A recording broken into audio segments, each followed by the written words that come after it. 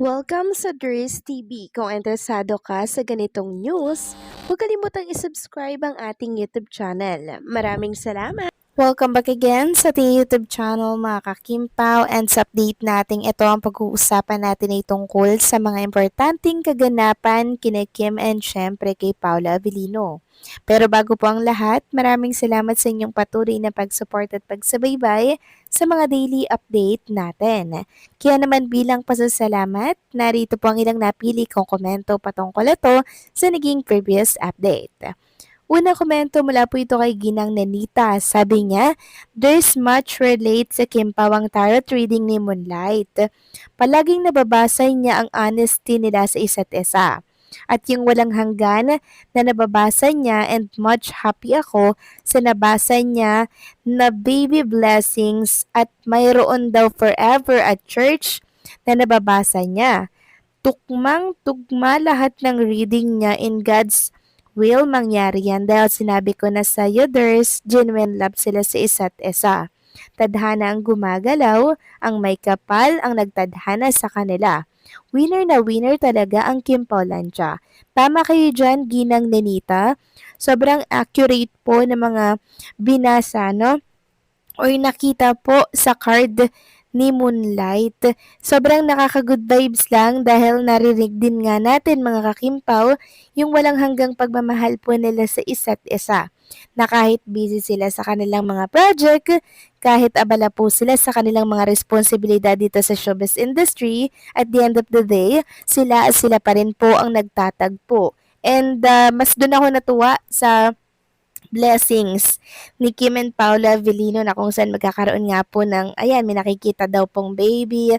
Tapos, meron tayong nakikitang church din daw doon. So, nakakatuwa lang, 'di ba? Kasi yung ating dilulo no magiging true lala na mga kakimpaw in God's perfect time lamang dahil syempre marami pong sinasaalang-alang si Kim and Paula Avellino habang sila po ay nasa showbiz industry, and tayo naman willing to wait naman tayo kung hanggang kailan nila gusto, 'di ba? Na-enjoy itong showbiz. Kasi ito nga naman ay magiging retirement plan nila pag sila syempre ay nakaipon, 'di ba? Para kahit hindi sila magtrabaho, kahit wala sila sa showbiz, kumikita pa rin po sila. So maraming salamat sa komento, Ginang Nanita. God bless po sa inyo and mabuhay kayo. Next comment naman mula po kay Ginang Norma Cole. Sabi niya, wow na wow talaga si Kim. Grabe ang wow body. Yang idol na yan. Inggit na naman ng bashers. Diyos ko, walang ibang nakikita kundi Kim Pao lang kasi sikat ikumpara sa idol nila, kawawa. Nasa tabi na lang naghihintay kung kailan bigyan ng biyaya, kaya gawin ang lahat na paninira para mapansin. Di napapagod sa panghuhusga at panlalait sa kapwa. Mahal na mahal namin ang Kim Pao. Tatayo kami upang ipaglaban sila Kim at Paulo kasama ang Panginoong gumagabay. Palagi sa kanila, Der. Salamat sa paayuda mo sa amin. God bless as always. Maraming salamat sa komento, Ginang Norma Cole. Yes, sobrang sexy ni Chinita Princess. Bukod sa babaeng pinagpala, grabe talaga mga kakimpaw, pinagpala talaga si Chinita Princess sa mukha, sa katawan, sa achievement niya sa buhay, 'di ba, sa mga taong nakabalibot sa kanya. Very grateful and thankful siya dito kasi syempre, ito yung pinapangarap ng iba na kay Chinita Princess. Kaya wala na siyang mahihiling pa sa buhay kundi ang peaceful na buhay, and syempre yung lalaking mag-iingat sa kanya habang buhay. At yun ay si Paula Avellino na mga kakimpaw.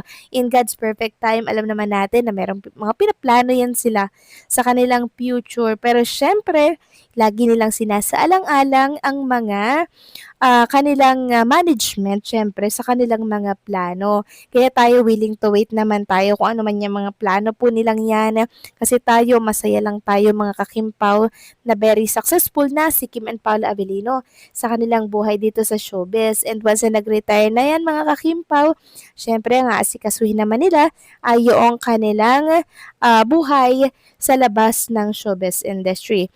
So maraming salamat sa komento, Ginang Norma Cole. God bless po sa inyo and mabuhay kayo. So ito na nga, pag-usapan na natin ang mga balita po na nakalap natin sa hapong ito or sa araw na to ng linggo, at unahin na nga nating pag-usapan itong dapat nating abangan mamaya. Yes mga kakimpaw, meron pong ilalabas si Kim para po sa kanyang vlog. Kuha po ito sa Bangkok, Thailand. Kuha sa ibang bansa nung time po na siya ay pumunta dito for business meeting. Yes, kasama niya po dito si Twinkle. At syempre yung asawa po ni Twinkle. So 8 p.m. daw po ilalabas tonight yung vlog ni Chinita Princess. Syempre makikita natin mga kakimpaw doon yung mga naging ganap ni Chinita Princess. Sabi niya nga dito, new vlog alert. Hopping tonight, 8 p.m. Visit my channel Kim to PH business trip, but make it cute. Visited Thailand for House of Little Bunny and meet with amazing people behind this growing journey.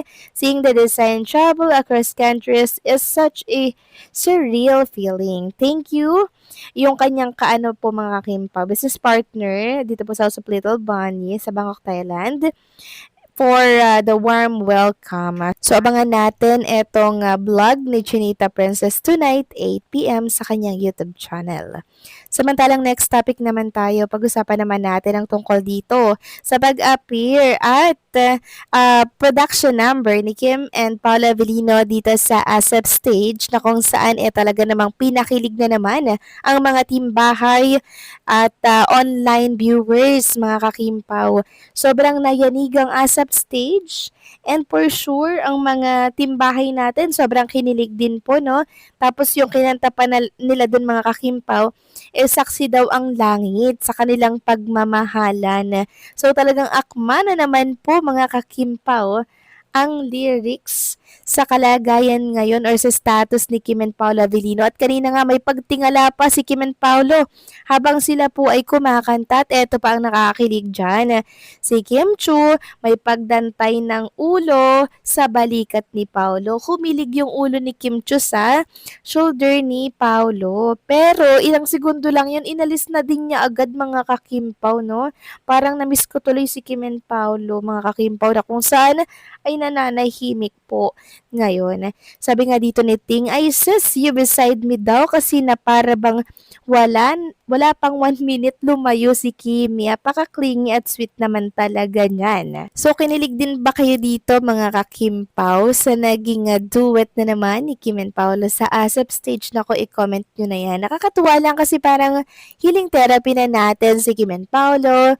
Source of joy, source of happiness, diba? And since pre-recorded nga po mga kakimpaw itong duet or production number ni Kim and Paolo Avellino dito sa ASAP, meron po tayong mga nababasa na I'm sure magkasama si Kim and Paolo Avellino abang pinapanood itong production number nila sa ASAP. Yes mga kakimpo, yan din yung nararamdaman ko. Enjoy na enjoy sila habang pinapanood itong ganap nila sa ASAP. Kaya enjoy lang kayo dyan, Kim and Paolo Avellino, sa ibang bansa. Okay lang kami dito kahit na miss na namin kayo. Kaya sana maglapag naman kayo ng mga paayuda nyo dyan sa ibang bansa. So paano mga kakimpo, hanggang dito na lamang pong update natin, at maraming salamat sa patuloy na pagsuporta.